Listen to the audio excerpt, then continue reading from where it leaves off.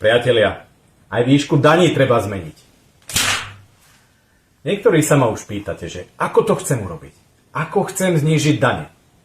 Úplne jednoducho. Stačí postupovať úplne inak, ako postupuje náš dosluhujúci pán primátor. Tento týždeň podpísal úver na investície vo výške 5,1 milióna eur. Splácať ho však začneme až po voľbách od októbra 2027, čo je opäť šikovná predvolebná finta.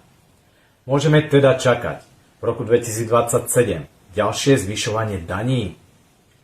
Po skúsenosti z roku 2023 si odpovedzte sami. V prípade môjho zvolenia za primátora mesta začneme šetriť už tento rok.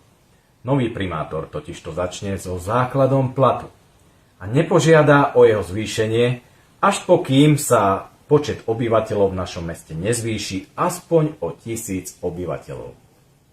Ušetrené peniaze vieme ihneď použiť napríklad aj na zníženie poplatkov v školstve. Ak už máme nejaké dane zvyšovať, tak zvýšme napríklad daň za ubytovanie. Tu máme ešte rezervy. Ak už máme nejaké poplatky zvyšovať, tak zvýšme napríklad poplatok za parkovanie pre nenovozámčanov.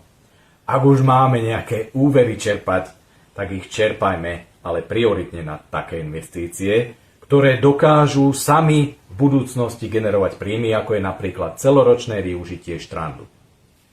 Priatelia, je to ešte viac a postupne budeme zverejňovať aj ďalšie vízie k programu Nové zámky plus 1000. Nezabudnite ma sledovať, zostávam s pozdravom. Pekný večer, dovidenia.